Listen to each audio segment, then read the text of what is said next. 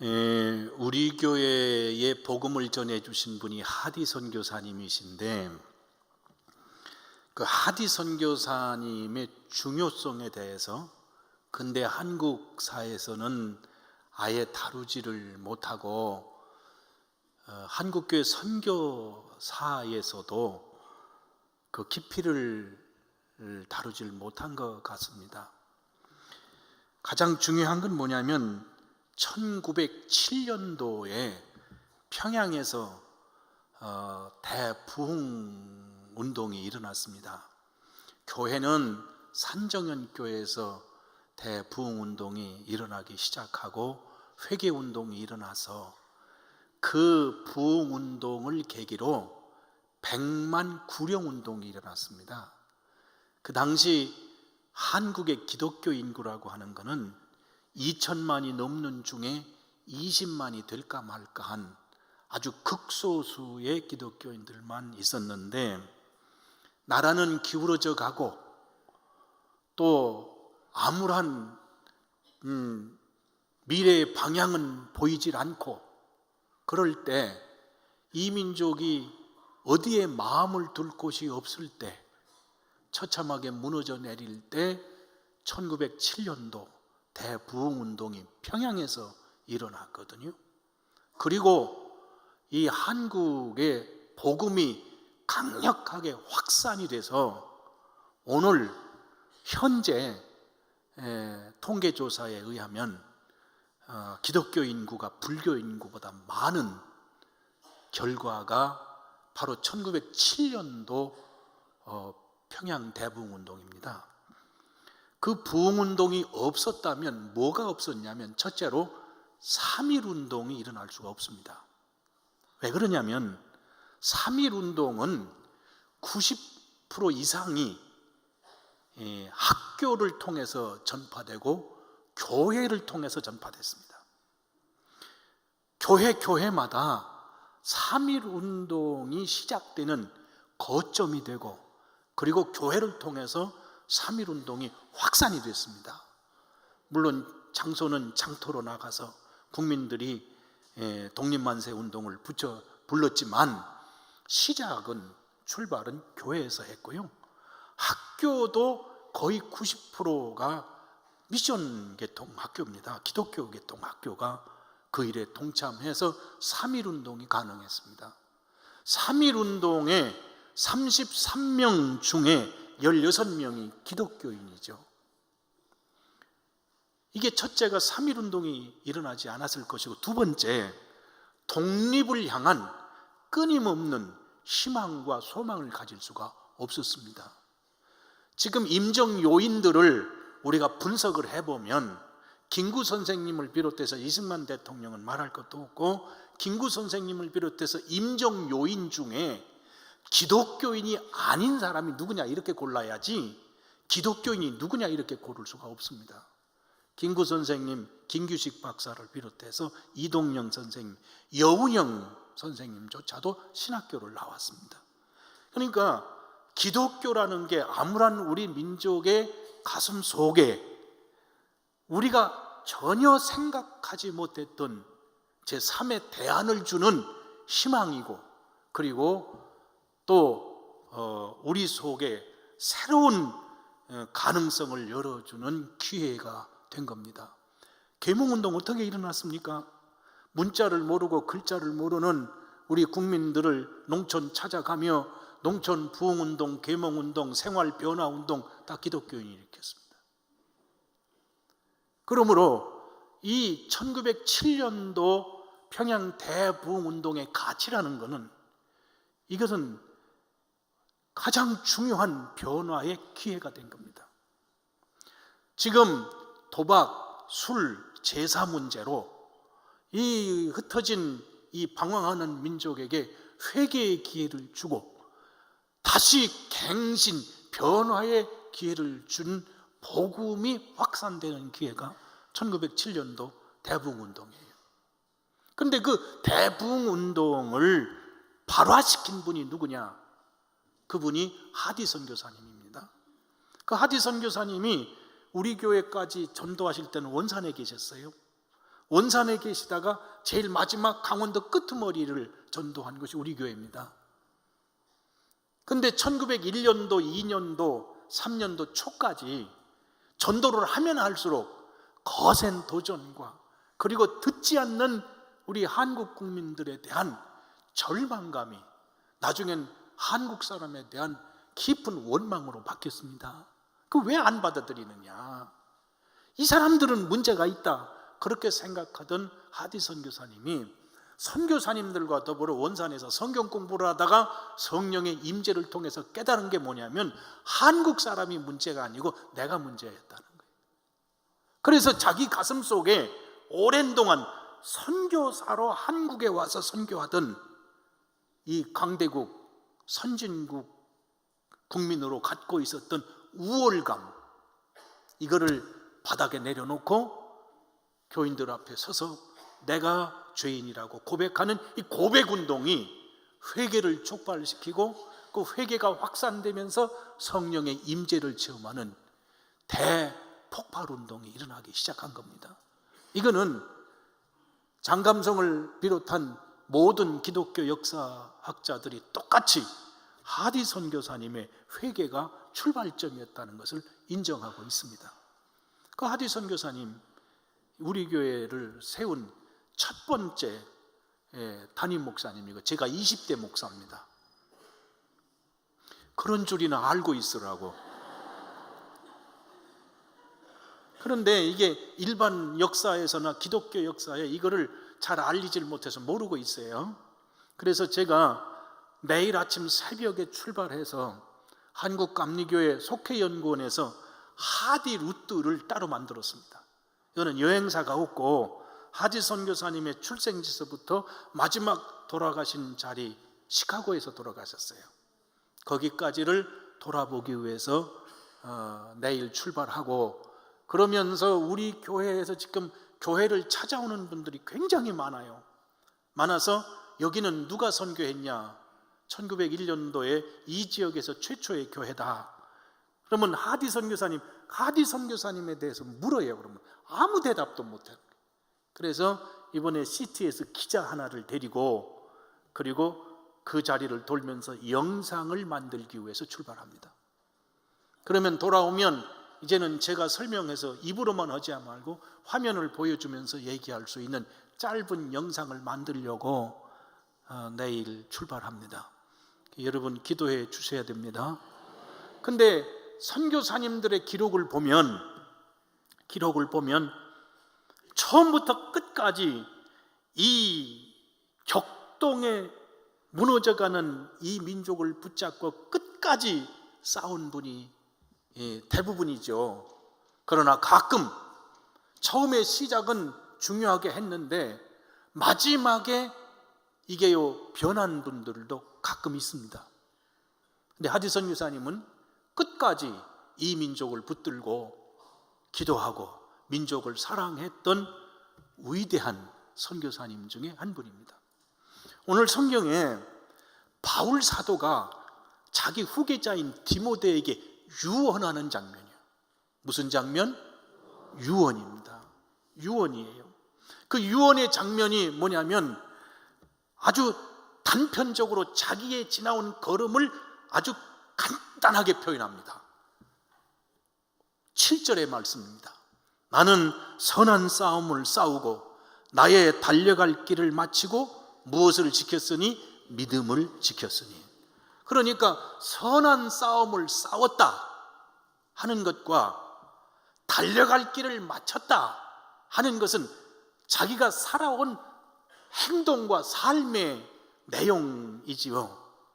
그러나 그를 선한 싸움을 싸우게 하고 달려갈 길을 마치도록 한 중심의 핵심 내면적 내용은 뭐냐면 믿음입니다. 이 믿음을 지켰다는 거예요. 지키기 어려운 때 믿음을 지켰다, 그렇게 고백을 했습니다. 그러면 무엇과 싸우고 어떻게 달려왔느냐, 그 문제에 대한 설명을 뒤져보면 바울 서신 속에 설명을 여러 번 했는데 그 중에 제일 설명을 이해하기 쉽게 잘 설명한 것이 고린도전서 9장에 나옵니다. 고린도전서 9장 18절에 보면 그렇게 했어요. 다 같이 봉독하겠습니다. 그런즉 내 상이 무엇이냐? 내가 복음을 전할 때에 값없이 전하고 복음으로 말미암아 내게 있는 권리를 다 쓰지 아니하는 이것이니라. 권리를 포기했다는 거예요.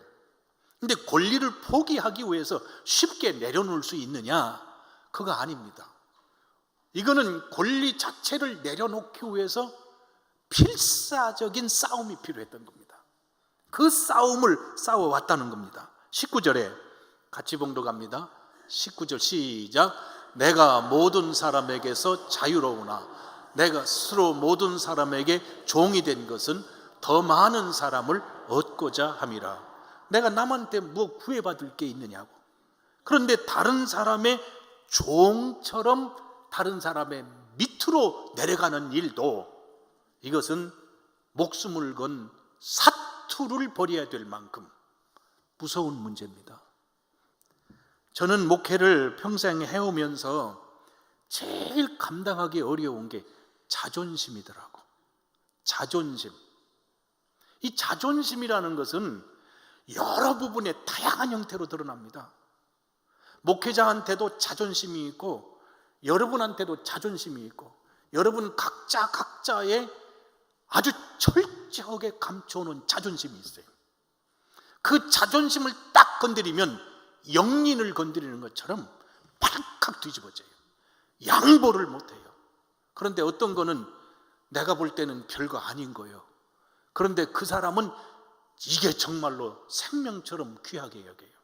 그런데 자존심이라는 건 근거를 따져서 원인을 분석해 보면 교만이에요. 교만이야. 서울 사는 사람들이 얼마나 교만한지 알아? 사하대문 안에서 한다고. 그것만 문제요? 학교가 문제요. 또 성씨, 내가 가문이 어디라고. 강릉 최씨, 강릉 김씨. 이거요, 이 자리에서는 각자 어떤 사람에게는 중요하지 않은데 어떤 사람에게는 중요한 문제예요. 제가 경준 이씨예요.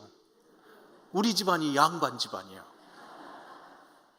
그래, 양반이라고 그래서 어쨌냐고. 그러나 이게 원인을 분석해 보면 교만의 내용이야. 그런데 바울 사도에게는 이 교만의 원인 되는 것을 내려놔야만 다른 사람의 종이 될 수 있어. 왜 종이 되느냐? 바울 사도에게는 변치 않은 목표가 있거든요. 딱 하나예요. 둘도 아니고. 그것은 영혼 구원이에요. 그 영혼 구원에 대해서 뭐라고 했느냐? 20절부터 했거든요. 유대인들에게는 내가 유대인과 같이 된 것은 유대인들을 얻고자 하며 율법 아래에 있는 자들에게는 내가 율법 아래에 있지 아니하나 율법 아래에 있는 자같이 된 것은 율법 아래에 있는 자들을 얻고자 함이요 율법 없는 자에게는 내가 하나님께는 율법 없는 자가 아니요 도리어 그리스도의 율법 아래에 있는 자이나 율법 없는 자와 같이 된 것은 율법 없는 자들을 얻고자 함이요 22절 다 같이 약한 자들에게 내가 약한 자와 같이 된 것은 약한 자들을 얻고자 함이요 내가 여러 사람에게 여러 모습이 된 것은 아무쪼록 몇 사람이라도 구원하고자 함이니 23절 내가 복음을 위하여 모든 것을 행함은 복음에 참여하고자 함이라. 딱 하나 목적이에요. 그 목적을 이루기 위해서 자신을 완전히 내려놨다. 자, 사업하는 자의 목적이 뭐예요? 돈 버는 거야. 그렇죠? 이익이 나오도록 이익을 추구하는 거예요. 그러면 이익이 목적이면 이익을 얻고 사업에 성공하기 위해서 거기에 충돌되는 문제는 내려놔야 성공하지. 이것도 세우고 이것도 세우고는 못한다 이거야. 그러니까 영혼을 구원하고 복음을 전하기 위해서 자기 자신을 내려놨다. 이것은 그냥 되는 게 아니고 그야말로 보이지 않는 선한 싸움이 내면에서부터 일어나는데 그 선한 싸움을 다 싸웠다 이거예요. 그 싸움은 바울만 있는 거냐? 우리도 있습니다. 우리도 있습니다. 심지어는 남편과 아내가 피 터지게 싸웁니다. 응? 그럼 뭐요? 목적이 있겠지요? 절대로 질 수 없다는 거죠. 절대로 질 수 없다는 이 내면의 생각은 남편과 아내 상관 안 씁니다. 부모와 자식도 상관 안 씁니다. 그런데 이 나라가 지금 이쪽 저쪽 나눠서 피 터지게 싸우고 있는 거 아니에요? 왜 피 터지게 싸우냐? 목적이 잘못되어 있다고. 그러나 바울의 목적은 복음이 목적이기 때문에 그 목적을 위해서 내려놓는 거예요. 내려놓는 거예요. 자, 남편과 아내가 자식을 위해서는 하는 목적이 딱 생기면 자식을 위해서는 내려놓는 거죠. 바울이 그런 선한 싸움을 싸웠다는 겁니다. 이 선한 싸움만 싸우는데 한 번만 싸우면 될 일이 아니에요. 달려갈 길을 마치고 그랬으니까 이거는 지속적으로 싸울 수밖에 없는 문제예요. 그 싸움을 멈추지 않고 달려왔다는 겁니다. 그래서 24절, 25절, 26절, 27절 쭉 그 얘기를 하고 있는 겁니다. 같이 봉로 갑니다. 운동장에서 다름질하는 자들이 다 다를지라도 오직 상을 받는 사람은 한 사람인 줄 너희가 알지 못하느냐. 너희도 상을 받도록 이와 같이 다름질하라. 이기기를 다투는 자마다 모든 일에 절제하나니 그들은 썩은 승리자의 관을 얻고자 하되 우리는 썩지 아니할 것을 얻고자 하노라. 그러므로 나는 다름질하기를 향방 없는 것 같이 아니하고 싸우기를 호공치는 것 같이 아니하며 내가 내 몸을 쳐 복종하게 함은 내가 남에게 전파한 후에 자신이 도리어 버림을 당할까 두려워함이로다. 옛날에는 올림픽에서 경기에서 이기면 올림픽 올개 관을 줬어요. 올개 관을 주면 얼마 안 있으면 썩잖아, 말라서. 요즘은 다행히 금메달, 동메달, 은메달 이렇게 주니까 썩지는 않아. 근데 그것도 역시 죽으면 소용이 없는 거야. 뭔 죽는다는 얘기만 하면 덜컹덜컹 겁부터 내고 그냥 깜짝깜짝 놀래기 그러는데 사도 바울이 뭐라고 그러는 거 아니? 내가 이제 후로는 나를 위하여 의의 면류관이 예비되었으므로 주 곧 의로우신 재판장이 그날에 내게 주실 것이며 내게만 아니라 주의 나타나심을 사모하는 모든 자에게니라. 저는 이 성경을요 여러 번 읽지 않습니까? 읽을 때마다 가슴속이 덜컹덜컹하고 그래요. 왜 그러냐? 의로우신 재판장 앞에 우리가 설날이 꼭 오거든요. 그 설날이 올 때 잘못 살아온 사람들은 겁나. 그런데 바울 사도는 겁나는 게 아니라 어서 빨리 만나고 싶은 거예요. 그것을 사모한다 이렇게 얘기를 했어요. 주님 만나기를 사모한다. 그러면 왜 사모하느냐? 의로우신 재판장이신 주님께서 나를 위해서 의의 면류관을 예비하셨다, 준비하셨다, 그런 말입니다. 이 고백을 어떻게 합니까? 지금 한국교회는 상 받을 거는 그만두고 이거 구원의 확신이 있느냐 없느냐, 당신 천국 갈 수 있다고 믿느냐 안 믿느냐, 이것 가지고 싸움하고 있어요. 바울 사도는 그 문제는 다루질 않았어. 그 문제가 아니고 주님 만나기를 사모하는데 왜 그러냐? 의로우신 재판장이신 우리 주님이 내게 의의 면류관을 준비하고 계시기 때문이다, 이렇게 고백했어요. 그런데 바울 사도가 선한 싸움을 다 싸우고 달려갈 길을 마치고 믿음을 지켰으니 자기 인생을 이렇게 딱 표현을 했는데, 이것을 다른 말로 디모데에게는 또 다른 말로 표현을 했습니다. 그게 5절입니다. 5절에 같이 함께 봉독하겠습니다. 그러나 너는 모든 일에 신중하며 고난을 받으며 전도자의 일을 하며 내 직무를 다하라. 이게요, 전혀 다른 말 같지만 똑같은 내용입니다. 너는 신중하며, 그러니까 서둘지 말라는 거예요. 고난을 받으며 그랬어요. 근데 성경에 디모데전서, 디모데후서를 쳐다봐도 내가 전도자가 되고 복음을 전하는 사람이 되면 하나님이 축복하신다, 하나님이 신령한 은사를 너에게 주신다, 은혜를 주신다, 이 말보다는 반복구절이 나오는데, 반복구절이 뭐냐면 고난을 받으라, 나와 함께 고난을 받으라, 이렇게 얘기를 했어요. 왜 고난을 받느냐?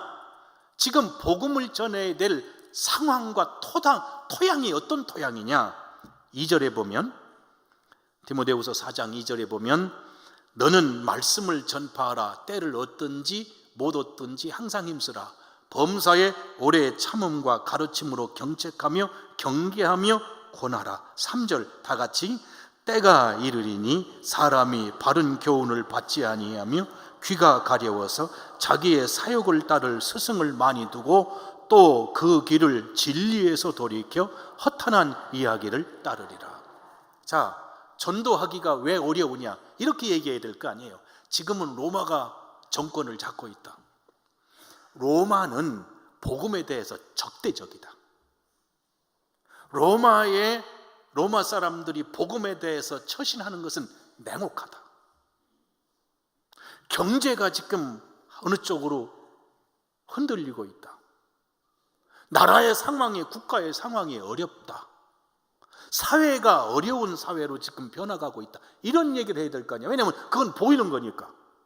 복음 전하기가 왜 어려우냐, 이 문제에 대해서 보이는 얘기를 해야 될 거 아니야. 통계를 갖고.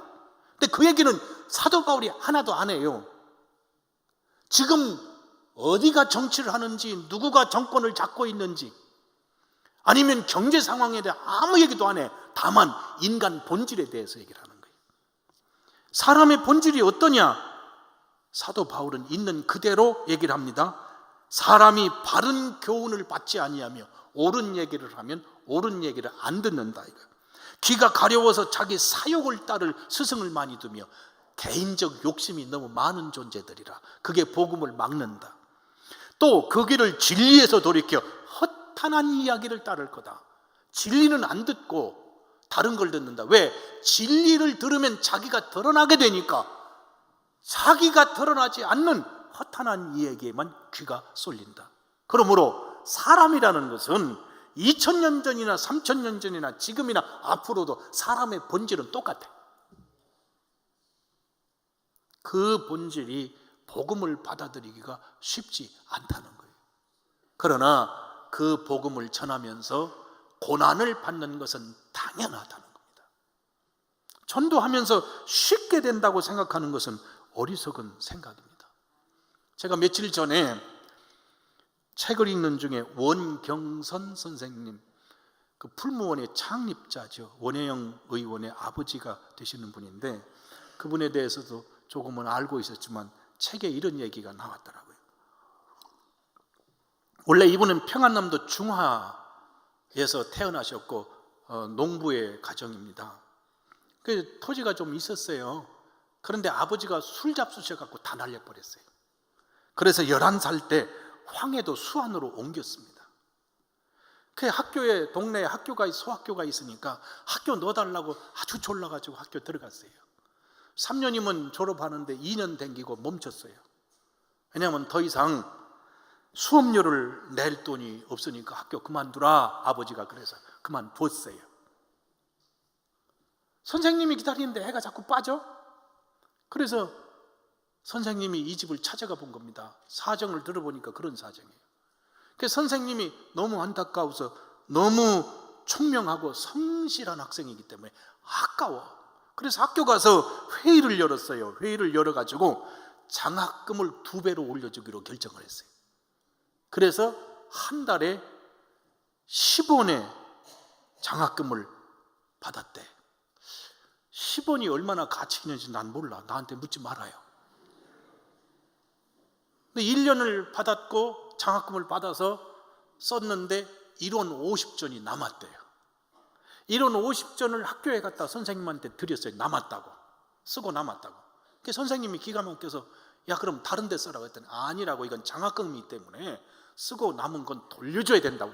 돌려줬대. 근데 일본인 교장 선생님이 그 얘기를 듣고 마음속에 딱 담아두고 있다가 몇 년 후에 총독부에서 특별 사업비가 내려왔어요. 토지를 구입해가지고 영농비를 지원해서 그래서 농장을 일으키는 시범을 하라고. 일본인 교장 선생님이 이 원경선 선생님을 추천한 거예요. 이 학생을. 그래서 그거를 무상으로, 거의 무상이나 마찬가지죠.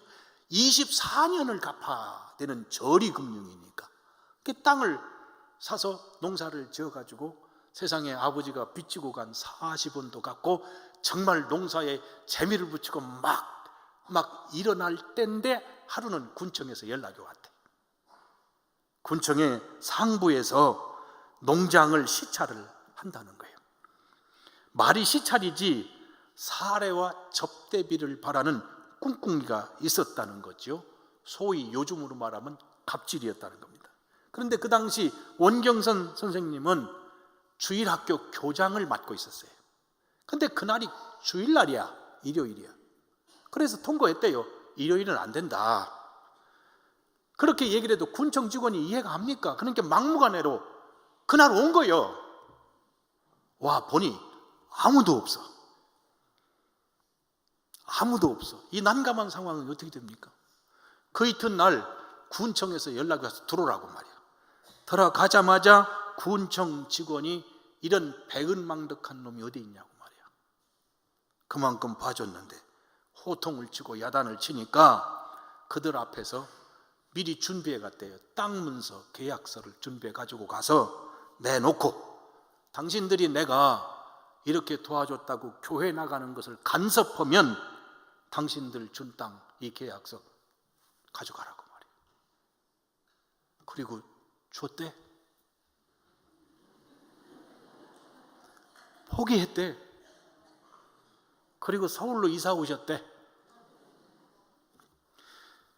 똑같아. 1부 때도 그렇고 2부 때도 그렇고 3부 때도 그렇고 아무 반응이 없어. 이거요 쉬운 일 아닙니다. 믿음을 지킨다는 것은 믿음 생활하는 도중에 도전이 있을 때 이 도전을 어떻게 이기느냐, 이것도 믿음을 지켜나가는데 너무도 중요하고 강력한 문제들입니다. 여러분 신앙생활 하는 일이 쉽다고만 생각합니까? 그렇지 않습니다. 곳곳에 지뢰처럼 문제들이 묻혀져 있습니다. 곳곳에 자기 신앙을 고백하는 일에 문제가 되는 일이 산재해 있습니다. 과거에는 더 심했고 오늘에는 조금 이해의 폭이 넓습니다. 그러나 신앙생활하는 일은 과거나 지금이나 단순한 문제가 아니라는 겁니다. 그러나 믿음을 지켰다는 것이 도전해오는 밖의 외적인 문제만을 이기는 것이 문제냐? 그것만은 아닙니다.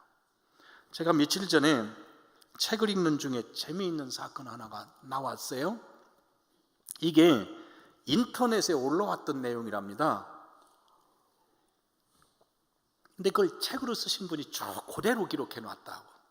제가 이걸 몇 번을 읽으면서 이걸 어떻게 하면 좋을까 하다가 그래, 제일 좋은 방법은 있는 그대로 읽어주는 방법이다. 그렇게 결정을 하고 이제부터 읽을 겁니다. 절대로 눈 감지 마십시오. 정신 차리십시오. 한 여대생이 같은 학교 선배 언니와 등교하기 위해 전철을 탔다. 선배 언니는 몸살이 심해 얼굴이 창백하고 식은땀까지 줄줄 흘리고 있는 상태였지만 시험 기간이어서 빠질 수가 없었다. 출근 시간 전철에 빈자리는 없었지만 노약자석에 앉은 할머니 한 분이 선배 언니의 몸이 안 좋은 걸 한눈에 알아봤는지 자기 옆 빈자리에 앉으라고 권했다. 평소에는 결코 노약자석에 앉지 않지만 상태가 상태인지라 선배 언니는 할 수 없이 앉았고 여대생은 그 앞에 서 있었다.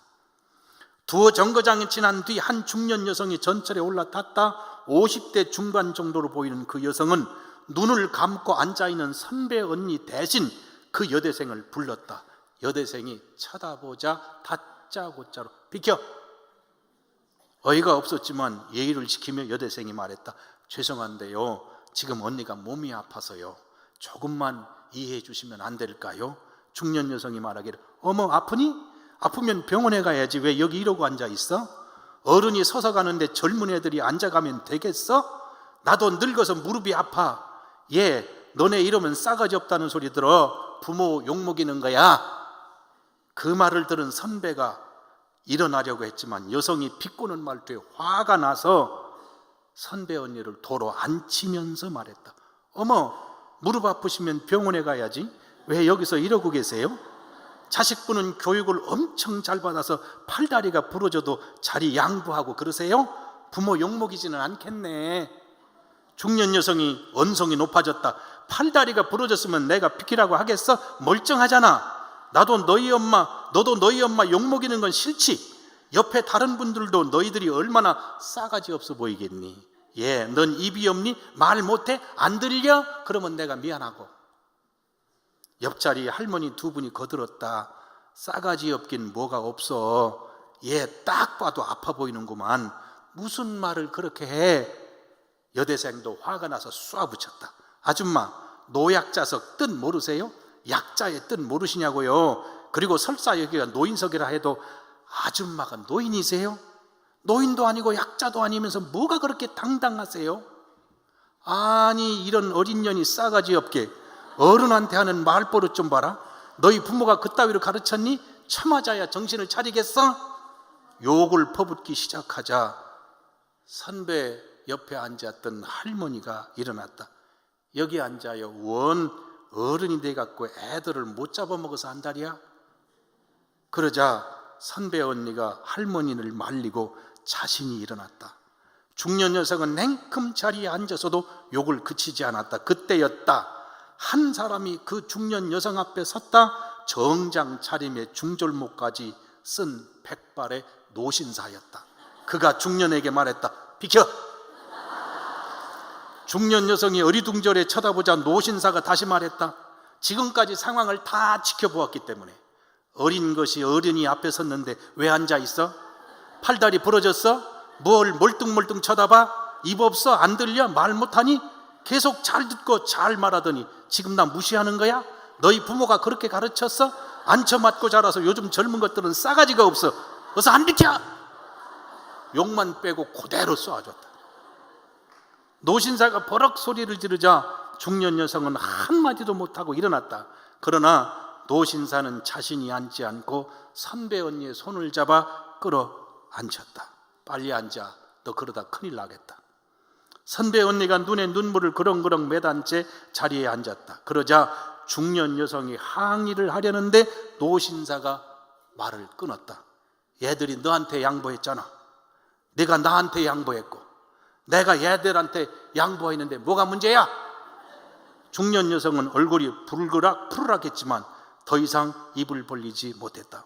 여대생이 힘드실 텐데 죄송합니다 말하자 노신사는 서 있고 운동해야 더 오래 사는 거야. 신경 쓰지 마라. 그리고 그 중년 여성에게 들으라고. 젊은 애들이 낸 세금으로 노인들이 지하철도 공짜로 타고 다니고 국가에서 보조금도 받고 그러는 거 아니야? 우리나라 젊은이들이 착하니까 그러고도 어른이라고 배려하고 공경하는 거거든.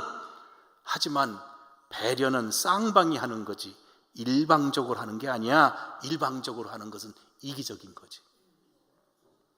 내가 3번, 4번을 했는데도 이 정도밖에 못 하는 거야. 야, 나는 이 얘기를 읽고요 몇 번을 읽었겠습니까? 야, 일단은 속이 시원하더라고. 그리고 두 번째는 우리나라 노인 어른들의 품격을 여기서 발견하는 거예요. 자, 믿음이라는 것은 기독교 신앙, 우리의 구원의 신앙을, 복음을 지키기 위해서 걸어가다가 도전이 들어올 때 이것을 이겨나가는 것이 믿음이기도 하지만, 두 번째는 우리 마음속 내면의 폭이 과거와는 비교할 수 없도록 깊어지고 넓어지는 거예요. 그래서 복음이 들어가는 곳마다 어려움을 이기고 사람을 살리고 공동체를 살리고 상처난 것을 치유시키는 거거든요. 그 상처난 것을 치유시키는 것이 믿음을 지키는, 도전을 이기는 문제가 통해서 치유되는 거냐? 그것만이 아니고 우리의 변화된 가슴 때문에, 믿음의 가치관 때문에 변화된 가슴이 치유되는 겁니다. 치유시키는 겁니다. 이게 믿음입니다. 사도 바울은 이 두 가지 양면의 믿음을 지켰기 때문에, 다 지키고 끝까지 완주했기 때문에 이것을 재판장이 되신 주님이 인정하실 거라는 믿음을 갖고 있어요. 자, 사람이 세상에서 살아가는 방법은 여러 가지고 사람들이 인정하는 길은 여러 가지입니다. 이 사람은 이래서 인정하고 이 사람은 이렇기 때문에 눈에 띄질 않고, 그러나 하나님은 한 인간의 가치를 고귀하게 여기시기 때문에 마지막 주님 앞에 섰을 때 그 사람이 어떤 가슴으로 살고 어떤 삶으로 살아왔는지에 대해서 평가하시리라고 믿습니다. 그때 믿음으로 살았습니다, 그렇게 고백해야 됩니다. 오늘 많은 사람들이 자기가 정한 원칙임에도 남한테는 아주 엄정하게 잣대를 갖다 대면서 자기 자신에게는 아주 넓게, 아주 폭넓게 적용시키는 경우가 많죠. 이 말을 다른 말로 말하면 이기적이라는 겁니다. 그런데 믿음은 내 중심에서 하나님 중심으로 옮겨가도록 하는 생명이기 때문에 가치관이 근본적으로 바뀌도록 하는 겁니다. 여러분, 믿음으로 살아가시기를 바랍니다. 믿음으로 승리하시기를 바랍니다. 이 삶이 생명임을 믿습니다. 그러므로 사도 바울은 믿음으로 믿음에 이르게 하나니 오직 의인은 믿음으로 말미암아 살리라 함과 같으니라, 그렇게 표현했습니다. 참 표현이 깊고 오묘하고 풀어도 다 풀 수 없는 놀라운 말씀입니다. 믿음으로 승리하시기를 주님의 이름으로 축복합니다. 아버지 하나님, 크신 은혜를 감사드립니다.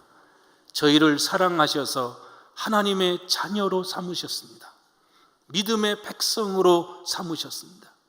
이 믿음의 가치는, 예수 그리스도는 영원한 생명이시요 유일한 구원이시요 오늘 우리와 오늘을 사는 생명이 되고 영원히 사는 생명이 됨을 믿습니다.